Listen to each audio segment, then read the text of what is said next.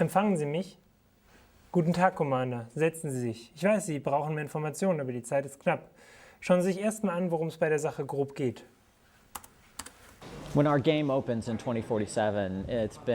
Spiel beginnt im Jahre 2047. Seit C&C 2 Tiberian Sun sind 10 Jahre vergangen. Tiberium hat sich verändert. Es wächst nun deutlich schneller und ist aggressiver. Die GDI hat die Welt in Zonen unterteilt. Es gibt rote Zonen, die nicht mehr bewohnbar sind. Durch die Tiberium-Kontamination sieht es dort aus wie auf einem fremden Planeten. Ionenstürme und radioaktive Strahlung machen diese Umgebung für Menschen unbewohnbar. In gelben Zonen hat das Tiberium die Umwelt durchdrungen und praktisch vernichtet. Eine ökologische Katastrophe, aber immer noch bewohnbar. 80% der Weltbevölkerung lebt hier. Die soziale Ordnung ist zerbrochen, die Lage verzweifelt. Notts Ideologie nährt die Hoffnung der Verzweifelten und Unterdrückten. This is where they recruit from, is these populations of very unhappy and hopeless people in the yellow zones. Blaue Zonen sind von der GDI kontrolliert. Sie sind fast unberührt von Tiberium und wirken wie heutige Metropolen, nur dass sie 40 Jahre später immer noch stehen. Es sind sehr angenehme Lebensräume. Für Nott sieht es so aus, als ob die GDI auf ihrem schönen Land einfach sitzen bleiben möchte. Die GDI dagegen selbst sieht sich als dazu bestimmt, die Welt wieder in Ordnung zu bringen. Wie Sie sicher gehört haben, ist er wieder da. Der mysteriöse Tyrann, der Schrecken über die ganze Welt bringt. Seine Motive sind unklar. Also das ist Kane. Sehr witzig. Also das ist Kane. Sie werden ihn bald näher kennenlernen. Kriegsopfer Bialystok. Noch gestern eine glückliche Gemeinde von friedlichen Farmern. Heute ein Schlachthaus. Ein weiteres Zeugnis der geisteskranken GDI-Angriffe auf die Menschheit. Ein weiteres Dorf, das dem Erdboden gleichgemacht wurde von der GDI und ihrem fehlgeleiteten Anführer, General Mark Shepard. Und welches Verbrechen musste Bialystok begehen, um so gestraft zu werden? Zuverlässigen Quellen zufolge war die GDI sicher, dieses harmlose Dorf sei verwickelt in die Herstellung und den Abtransport von Tiberium. Wann wird dieser Wahnsinn enden? Wohl erst, wenn General Shepard und seine Vision von der Weltherrschaft gestoppt sind. Das war Greg Burdett, Bialystok.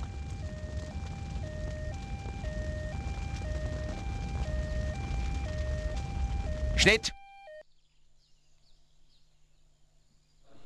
Kane ist der ultimative Bösewicht im C&C-Universum. Ich will, dass 300 Kopien gezogen und verschickt werden an alle europäischen TV-Sender. Wir haben den Satelliten noch für 10 Minuten. Läuft die Kamera etwa noch? In Alarmstufe Rot haben wir Yuri und andere Persönlichkeiten kennengelernt, aber für mich hat Kane immer die größte Rolle gespielt. Auch wenn er am Ende der C&C-Spiele immer stirbt, er hat mehr Leben als eine Katze. Wir wussten, dass er wiederkommen musste. Die Mythologie um Kane ist sehr interessant, besonders weil er immer wieder auftaucht. Das nutzen wir für die Geschichte von Tiberian Wars. Im Namen von Kane! Kane lebt im Tode! Im Namen von Kane! Kane lebt im Tode! Im Namen von Kane! Kane lebt! Kane lebt! Gute Arbeit, Commander. Warten Sie, ich stelle Sie durch. Im Vorfeld gab es eine Menge Spekulationen darüber, wer die dritte Partei sein wird. Es hätte Kabal, die Vergessenen oder eine neue Allianz von Menschen sein können. Aber es sind Aliens. Interessant ist, dass sie die ganze Zeit da waren. Sie warteten mit ihren Schiffen in den äußeren Gebieten des Sonnensystems, im Kuipergürtel hinter dem Neptun.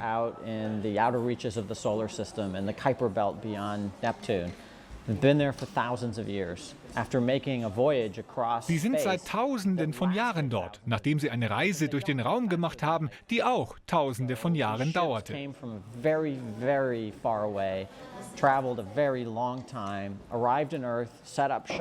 Die Alienschiffe kamen also von sehr weit her und reisten eine sehr lange Zeit. Dann kamen sie zur Erde, ließen sich im Außenbereich des Sonnensystems nieder und warteten einfach bis ins Jahr 2047. In der Mitte des dritten Tiberium-Kriegs Krieges zwischen GDI und Nod bekommen sie das Signal, auf das sie gewartet haben. Sie starten ihre Schiffe und fliegen zur Erde. Die Landungsschiffe kommen in allen roten Zonen auf der Erde an. Ihre monströsen Einheiten attackieren GDI und Nod gleichermaßen. And these terrifying units come boiling out of the red zones and attack GDI and Nod indiscriminately. And Die GDI wusste wegen des gefundenen Alienschiffs in C&C 2 Tiberian Sun, dass es jenseits von GDI und Nod weiteres Leben gibt. Aber trotzdem sind sie für die Ausmaße der Invasion nicht vorbereitet. Nod auf der anderen Seite scheint eine viel komplexere Beziehung zu den Aliens zu haben. Es gibt Gruppen, die sie als Gegner bezeichnen und zerstören wollen. Aber Kane selbst nennt sie Besucher. Er scheint also eine viel speziellere Beziehung zu den Aliens zu haben. But Kane himself keeps referring to the aliens as the visitors. And he seems to have a much more complicated relationship with these guys than GDI does, and even the rest of Nod. And that's a really interesting. Das ist ein interessantes Story-Element, das der Spieler während der Einzelspielerkampagne von C&C 3 entwirrt. Between Kane and the visitors anyway. Das war jetzt der grobe Überblick. Sie sollten sich die Sache aber mal genauer anschauen. Viel Erfolg! Als zum ersten Mal der Multiplayer-Modus von C&C 3 lief und wir begriffen, dass wir wirklich das nächste Command & Conquer machen, dass es sich anfühlt wie C&C und dass es die Begeisterung und die emotionale Bindung von früher wiederherstellte, da war ich sehr stolz. Denn es ist eine große Ehre und ein Privileg, an so einer Marke zu arbeiten. Ich wurde schon oft zu Marineeinheiten in C&C befragt, besonders seit man in unseren Videos Trägerschiffe gesehen hat. Es wird Seeeinheiten geben, aber die Interaktion mit ihnen ist eingeschränkt. Sie sind eher Superwaffen, die sich jenseits der Küste befinden.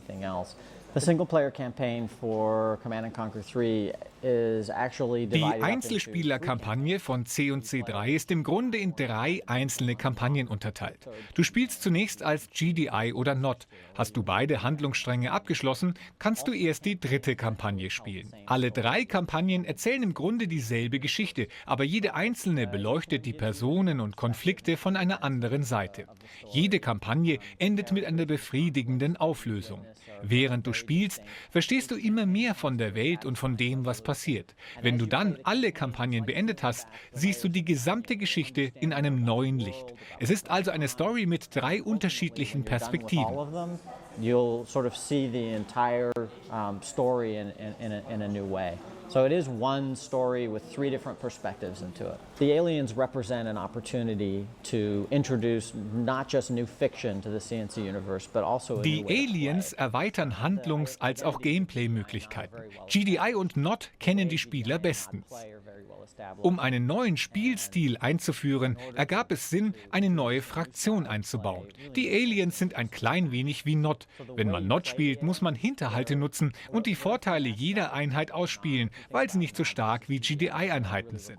Dafür haben sie aber einmalige Eigenschaften, die ihnen Vorteile verschaffen. Aber du musst wirklich gut sein, um diese Vorteile einsetzen zu können. As GDI units, if you face them up against each other, but they certainly have unique attributes that give them advantages. But you have to be really good in order to harness those advantages. So the alien units. Die Aliens verfügen über wenige Einheiten, die dafür aber umso stärker sind. Spielst du die Außerirdischen, erhältst du Zugang zu unglaublichen Technologien und Feuerkraft. Die Tripod Walker bewegen sich auf 3 Beinen und verfügen über Tentakeln, mit denen sie unabhängig voneinander mehrere Ziele angreifen können. Sie sind sehr furchteinflößend und cool. The enemy has a lot of big flying warships, Devastator ships that can rain. Außerdem haben sie große Kriegsschiffe, Devastator-Schiffe, die Plasmastrahlen herabschießen, Assault Carrier, die sehr viele Truppen transportieren und das Mutterschiff, welche eine große, sich bewegende Superwaffe ist. Diese Waffe wird deine Basis zerstören, wenn es sich darüber positioniert. Will basically completely destroy a base if you let it get over your base. And so the key to stopping a mothership is to blow it Um out ein of the Mutterschiff sky. zu stoppen, muss man es unbedingt vom Himmel holen, bevor es zu dir gelangt. Wenn du selber über ein Mutterschiff verfügst, musst du versuchen, einen Weg in die gegnerische Basis zu finden. Die Aliens haben aber auch ein paar schwächere Einheiten, die man gerade in früheren Stadien von Multiplayer-Partien als Kanonenfutter verwendet. Und zwar so lange, bis man mit den wirklich großen Geschützen angreifen To kann. bring out the big guns. And when you bring out the big guns and you use them well, the effects can be frighteningly powerful. We're actually very proud of the story for CNC3. Wir sind sehr stolz auf die Geschichte von C&C3. Ich denke, sie ist sehr tiefgründig und die Charaktere, die wir haben, wachsen und verändern sich, je mehr sie von der Welt und dem Konflikt mitbekommen. So ist die Welt nicht nur spannend, C&C wird die Spieler auch emotional berühren. Es ist ein Science-Fiction-Film mit einem weltumspannenden Krieg und faszinierenden militärischen Geräten, in denen man selbst eingreift. Spectacle, a science fiction military action movie with a global war with all of this cool military hardware. But there has to be more. There has to be the Aber es braucht mehr, und zwar den menschlichen Faktor. Und da helfen uns die wundervollen Darsteller, die die Geschichte zum Leben erwecken. Ich denke, das Ergebnis wird die Spieler wirklich in C&C3 eintauchen draw lassen. people in and connect them to these characters so that they care about what happens next, and be very satisfying in terms of how we resolve all the conflicts in the story. A lot of us have a special connection with the Viele von uns haben eine spezielle Verbindung zu den C&C-Spielen. Wir wurden von der Geschichte Kanes, der GDI und Not mitgerissen, vom Tiberium. Es ist einfach eine faszinierende Welt. It's just a very compelling world. Ich hoffe, ich kann dir vertrauen. Die GDI hat uns die Pläne und den Prototyp unserer wichtigsten Waffe gestohlen. Ich nenne sie Mantel des Schweigens.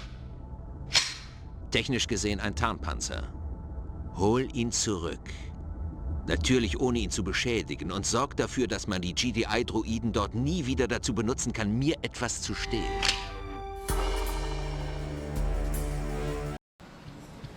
Playing a multiplayer game of Command & Conquer 3 Tiberian Wars. I'm going to be playing the Nod side, and my opponent is going to be playing GDI.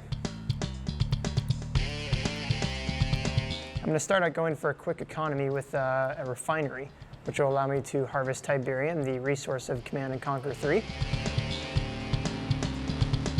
We're currently in a yellow zone environment, which is an environment that's very war-torn. It's in our fiction. The yellow zones have been at war for almost 50 years from the first two Tiberian Wars. Building up a power plant. Power is the secondary resource of CNC3. Power allows your base defenses to stay online and makes your build times more efficient. I'm going to place down a Hand of Nod, which is a structure which allows me to train Nod infantry units.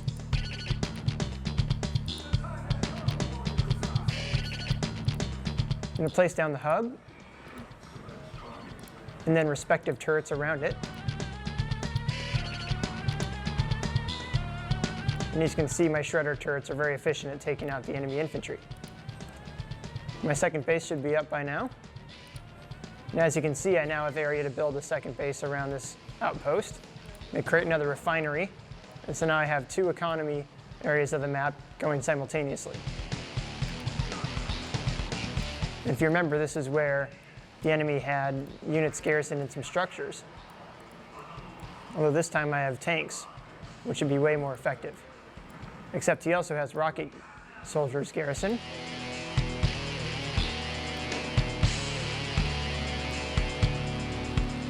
Now that I've knocked them out of the building, I'm going to take my raider buggy up, which is efficient at taking out enemy infantry. And there you can see a combination of how tanks and light scouts can help take out a fortified location.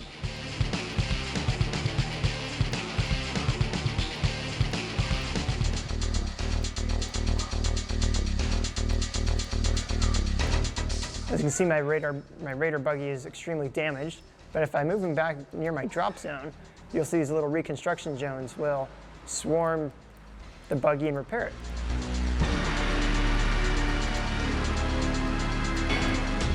flame tanks are one of the best units in the entire game for taking out enemy infantry. And as you can see, I'm going to drive up to this garrison building, which have been giving me trouble. My flame tank was able to instantly clear that garrison structure.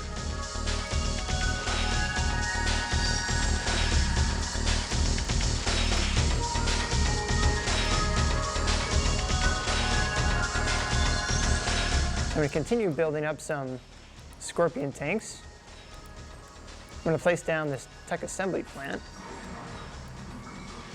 which again has put me low on power. But along with building new power plants, now that I have my tech assembly plant, I can also upgrade my existing power plants with what we call the liquid Tiberium core. And now you can see this power plant is producing more power. But just to be safe, I'm going to place another one. And the enemy is attacking me from the north.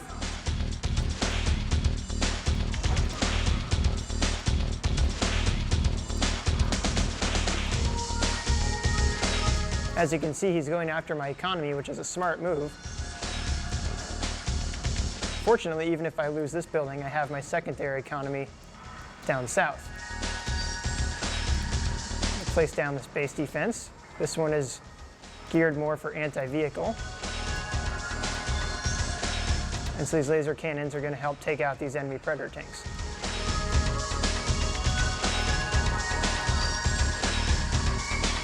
I haven't had a chance to check out the enemy base yet, so I'm going to take these vehicles and do a little scouting patrol.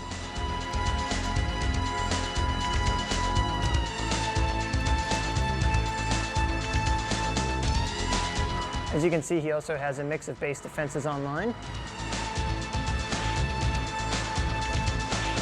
Although you can see he's now built mammoth tanks.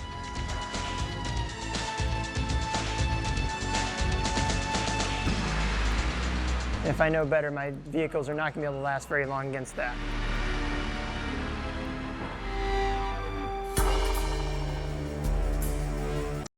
Hi, my name is Jim Vessella. I'm an associate producer on Command & Conquer 3, and I'm going to be walking you through a first look at one of our single-player missions.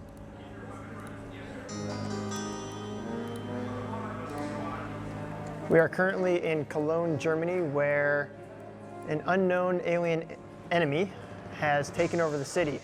And my job is to take these initial scouting troops of GDI and investigate the alien base and proceed from there. To take a look at our new objective system, I can click on this little arrow, which will take me to my objective on the other side of the map. Anywhere I am, this arrow will pop up, which will allow me to know exactly where I'm supposed to go.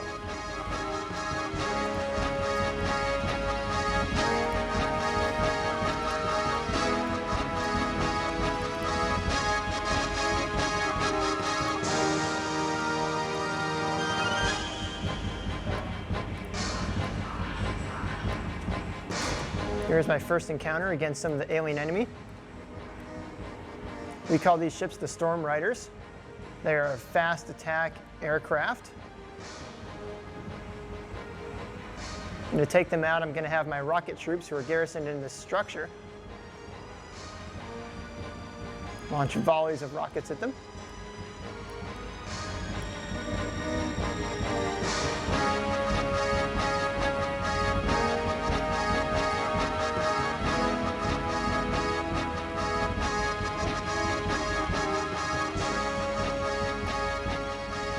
Now they've taken care of that for us, I can continue moving through the city.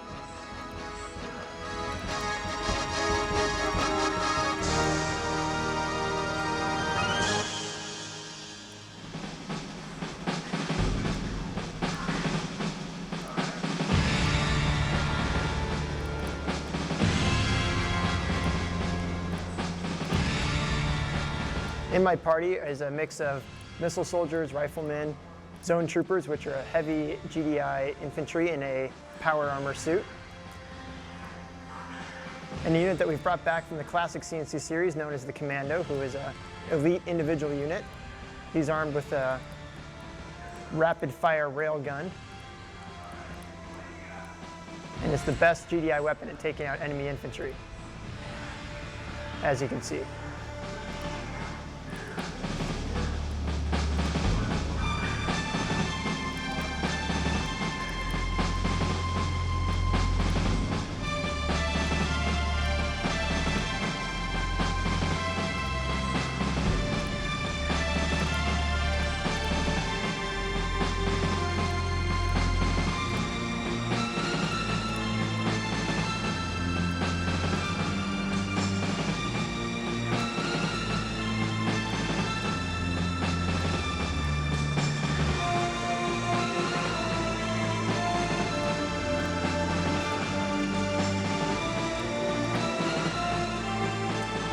As I move to the west, we're going to encounter one of the first big alien units. This is known as the Annihilator Tripod. It's a cool unit in that it has 3 tentacles on top of it, which can all fire in different directions. So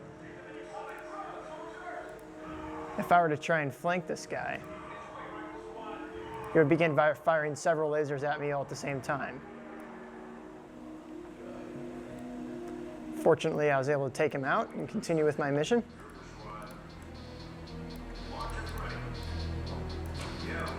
Although my troops are growing thin, so I have to be extra careful. Although as that yellow box indicates, I'm pretty close to my first objective.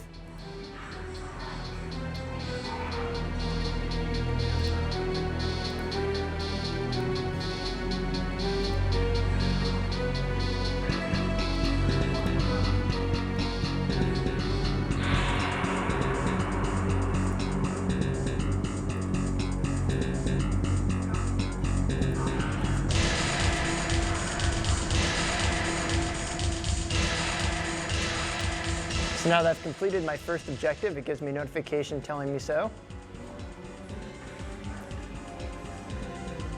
And the second objective is now given to me.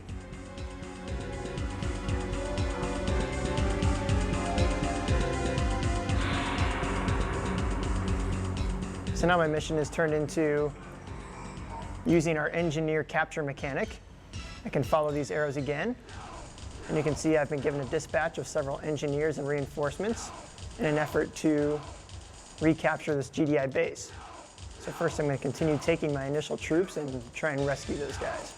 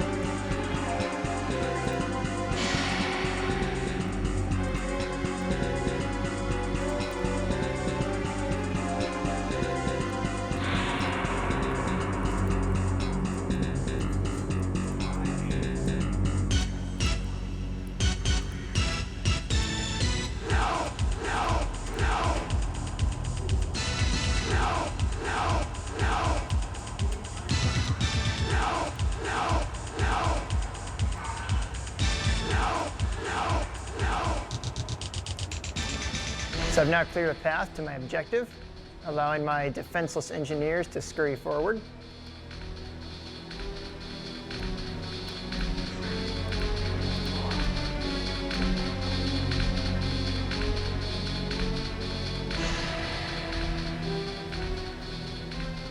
And once I capture this power plant,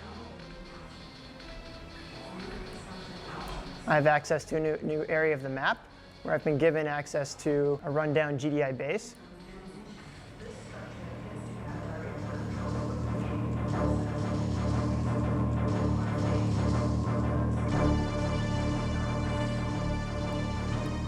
And I've been given my next objective, which is indicated by a new arrow, which is to take out this alien base that I first scouted in the upper left-hand corner of the map.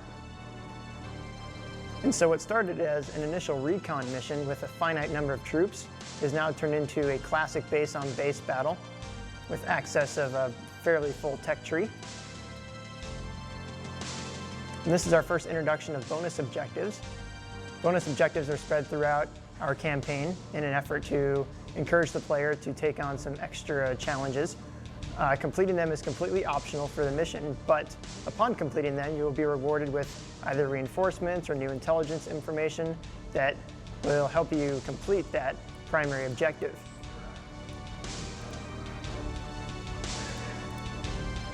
We also have a campaign award system that will reward you for completing bonus objectives with different medals and information that will go into your profile.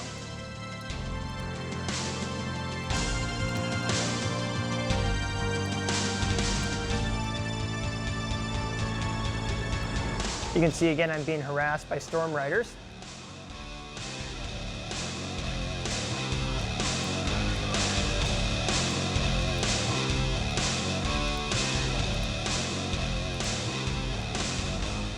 This is my war factory, which will allow me to build out some GDI vehicles.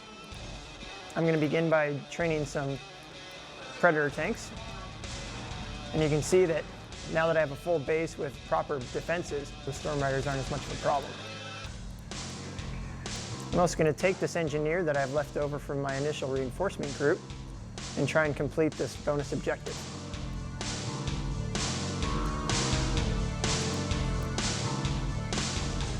Over on the left are support powers, which again can be a mix of either reinforcements, intelligence information, direct damage attacks. This is a reinforcement power, which calls in some veteran infantry to help me out.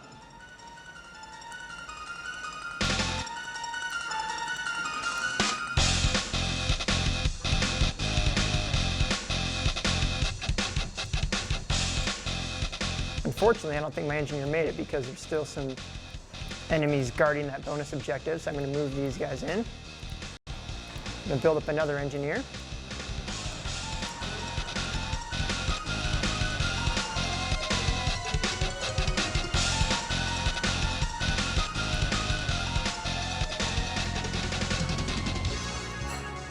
Although you'll notice, indicated by that star, that these are elite infantry, meaning they've gained veterancy over the course of the game. I think my commando is the only thing I have that can take them out.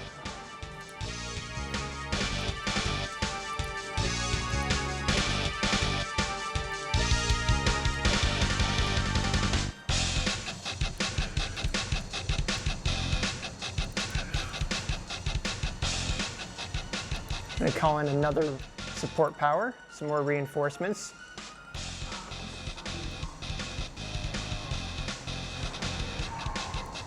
And you notice I'm now being attacked by Annihilator tripods. You can also see there's a group of buzzers, which are an intelligent swarm of razor blades, which are surrounding this tripod, which will help defend it against infantry attacks. So I'm going to use these Predator tanks to try and finish this off.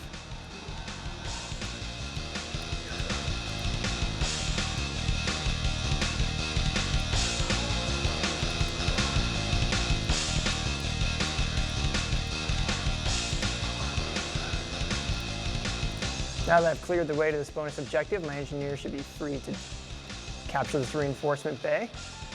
And upon doing so,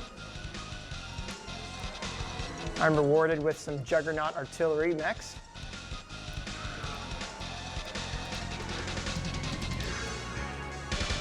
And I've now built up quite an elaborate force. And I think it's time that I can actually take the fight to the enemy.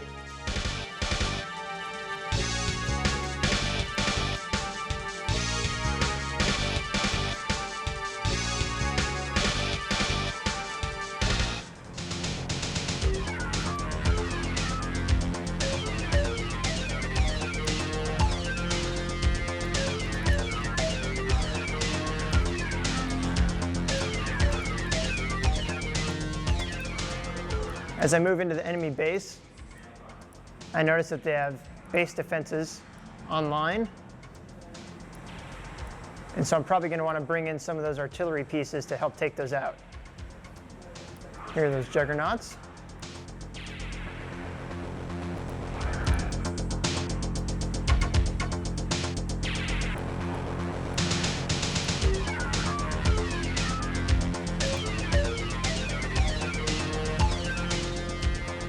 My artillery pieces are able to make quick work of the base defenses. So you can see that by completing that bonus objective and receiving those as a reward, it's going to make my time taking this base a lot easier. Continue calling in some reinforcements.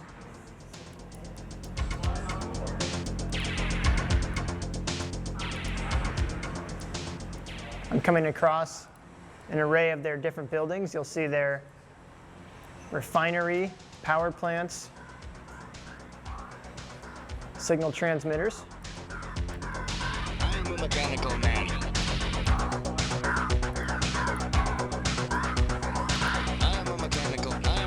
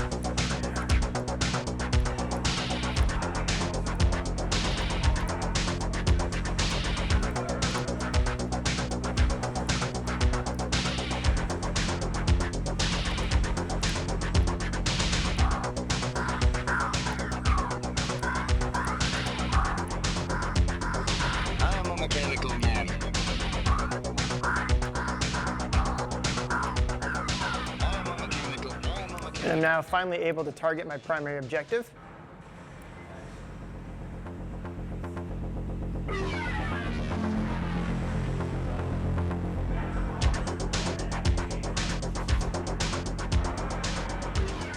And by destroying that primary objective, it eliminates the rest of the base. And that's a first look at the single-player campaign of CNC3.